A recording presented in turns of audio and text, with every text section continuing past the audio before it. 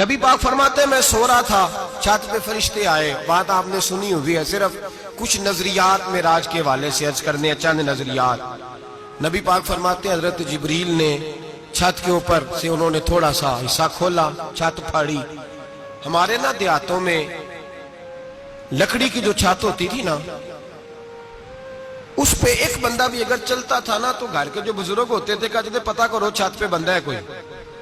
ایک آدمی فٹافٹ بزرگ جاگ جاتے ہیں، کہتے پتہ کرو بھائی، بلکہ ساتھ والے کو آواز دیتے تھے، دروازہ کھولتے تھے. ہوتا تھا کہ نہیں ہوتا تھا؟ ہو جاتا تھا نا. او بھائی 1.5 پونے 2 لاکھ بندہ چھت پہ چلے، اللہ کے رسول فرما رہے میں سو رہا ہوں. چھت پھاڑ دی، حضرت جبریل آ گئے. نبی پاک صلی اللہ علیہ وسلم کے پاس 70 ہزار فرشتہ ساتھ ہے، آ کے کھڑے ہو گئے. میکائیل سے اسرافیل سے مشورہ کر رہے ہیں حضور کو کیسے جگائیں. نبی پاک فرماتے ہیں میں سو رہا ہوں. حالانکہ بخاری میں لفظ ہے، نبی پاک فرماتے ہیں میری آنکھیں سوتی ہیں، دل تو میرا ہر وقت جاگتا رہتا ہے. نبی کریم سید عالم صلی اللہ تعالی علیہ وسلم فرماتے ہیں میں سویا رہا. اب حضور آرام کہاں کر رہے تھے؟ زمین پہ. آرام کہاں کر رہے تھے؟ حضور علیہ السلام زمین پہ آرام کر رہے تھے. جناب جبریل جھکے. کتنا جھکے کہ حضور کے قدم ہی چوم لیے. نبی پاک کے قدم تو کتنا جھکے ہوں گے جی؟ رکوع تک. جی میں نہیں جی گل کی سجدے دی، تساں کیتی جے فتویٰ لگا تواڈے تے لگنا جی.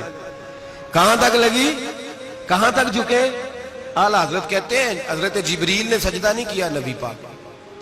میرے اعلیٰ حضرت کا کمال یہ ہے کہ شریعت بھی بچ جاتی ہے اور عشق کو بھی پورا سکون مل جاتا ہے. اعلیٰ حضرت فرماتے ہیں جناب جبریل نے سر پہ تاج پہنا تھا اور تاج میں موتی لگے ہوئے تھے. وہ موتی نبی پاک کو سجدہ کرنے لگ گیا. وہ موتی نبی پاک کو دیکھیں فاضل بریلوی کے قلم کا حسن، فرمانے لگے تاج روح القدس کے موتی جنہیں سجدہ کرے. تاج روح القدس کے حضرت جبریل کے سر کے تاج پہ جو موتی ہیں وہ نبی پاک کو سجدہ کر رہے ہیں. نبی کریم یہاں کوئی بندہ، اب تو خیر لوگ ہاتھ بھی کسی کے چومتے ہیں تو خود نہیں اوپر ہوتے، ہاتھ ہی اوپر کر لیتے ہیں. اب تو مزاج ہی بدل گیا ہے. فرمایا رسول کریم صلی اللہ تعالی علیہ وسلم کے لیے جبریل جھکے تو پیروں تک، اور نبی پاک علیہ السلام کے قدم چومے. حضرت جبریل نے حضور جاگے، اٹھایا نبی کریم کو اور کہا یا رسول اللہ، رب آپ کی ملاقات کا شوق رکھتا ہے، اللہ آپ کی ملاقات کا شوق رکھتا ہے. حضور فرماتے ہیں مجھے اٹھا کے تو جبریل حتیم میں لے گئے، اور پھر یہ بخاری کے لفظ ہے، فرمایا یہاں گلے سے لے کر ناف تک میرا سینہ کھولا، میرا دل نکالا، آب زمزم میں رکھا. اس لیے نہیں کہ نبی پاک کے دل کو برکت حاصل ہو جائے، اس لیے کہ آب زمزم کو برکت حاصل ہو جائے. امتی رج رج کے پیئے کہ یہ وہ والا زمزم ہے جس نے ہمارے مصطفیٰ کے قلب اطہر کو چوما ہوا ہے. نبی پاک صلی اللہ علیہ وسلم فرماتے ہیں میرے سامنے کھولا اور میں دیکھتا بھی رہا. دل کھل گیا، سینہ کھل گیا اور میں دیکھتا بھی رہا. اور نبی پاک فرماتے ہیں خون بھی نہیں نکلا، اس لیے کہ حضور کی حقیقت نور ہے، نبی پاک کی حقیقت نور ہے. ورنہ بشر کے حضور اگر صرف بشر ہوتے تو کٹ بھی لگے تو خون نکل آتا ہے. میرے رسول کریم سید عالم صلی اللہ علیہ وسلم فرماتے ہیں پھر جبریل امین مجھے براق پہ بٹھانے لگے. کھچر سے چھوٹا تھا، گدھے سے بڑا تھا، اور بجلیوں کا بنا ہوا تھا. جہاں اس کی نظر جاتی تھی وہاں اس کا قدم جاتا تھا. نبی کریم فرماتے ہیں مجھے بٹھانے لگے تو میں رک گیا. میں نے کہا میں نہیں بیٹھتا. یا رسول اللہ کیا ہوا؟ فرمایا اللہ فرماتا ہے یوم نسوق المجرمین الی جہنم وردا، جب آپ کے امتی نکلیں گے قبروں سے ڈنڈے مار مار کے لے جائے جائیں گے. پہلے رب میرے ساتھ وعدہ کرے کہ جب میرے غلام قبروں سے نکلیں گے تو انہیں بھی براق عطا کرے گا. پہلے وعدہ کرے.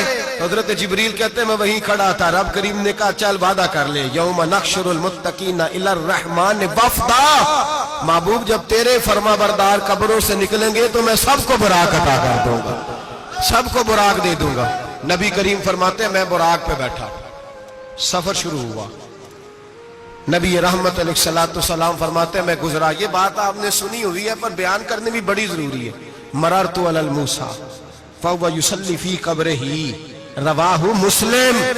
او خدا کے بندو، اللہ تبارک و تعالی ہدایت کا نور دے، کہاں بیٹھ کے قرآن و سنت پڑھتے ہو؟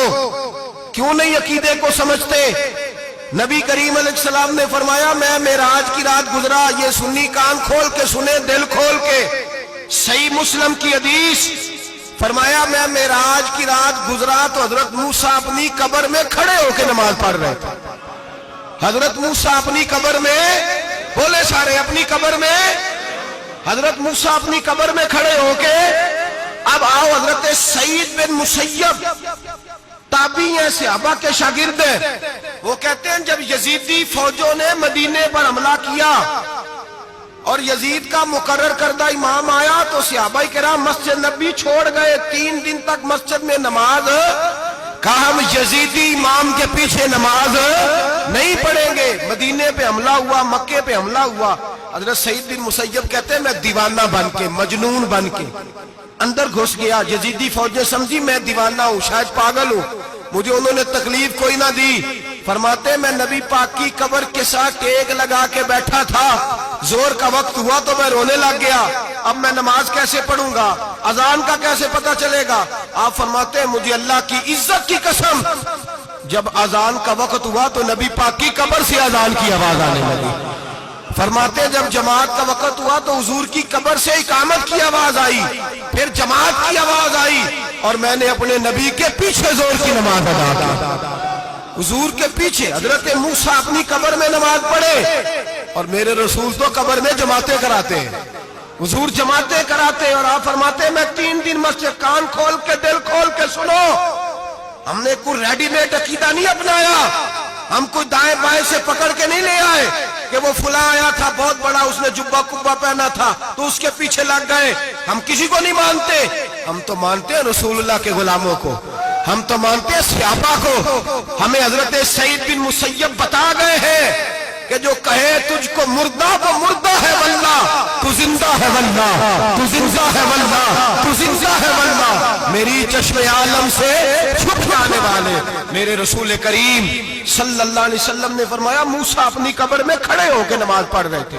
حضرت موسیٰ اگر زندہ ہے تو جو موسیٰ کے بھی امام ہے، جو جناب موسیٰ کے بھی ایسے ہی فٹافٹ، ہم پہ تو کسی کا روب طاری نہیں ہوتا، اتنی موٹی جلدیں لوگ کتابوں کی دے جاتے ہیں، کہتے پڑھو جی کی لکھے ہے، میں کیا اصل میں اس کے دل میں پیار نہیں، اس نے صرف محمد لکھ کے صلی اللہ علیہ وسلم لکھا ہے، یہ تھوڑی دیر بیٹھتا بریلی کے امام کے پاس تو اسے بتاتے ہیں حضرت محمد نے لکھنا چاہیے، لکھنا چاہیے امام الانبیاء، سرور کون و مکان، تاجدار حال عطا، لکھنا چاہیے مشکل کشا، حاجت روا، حبیب خدا محمد مصطفیٰ صلی اللہ۔ تمہیں تو نام نہیں ڈھنگ سے لکھنا آتا، تم مصطفیٰ کی بات کیا کرو گے؟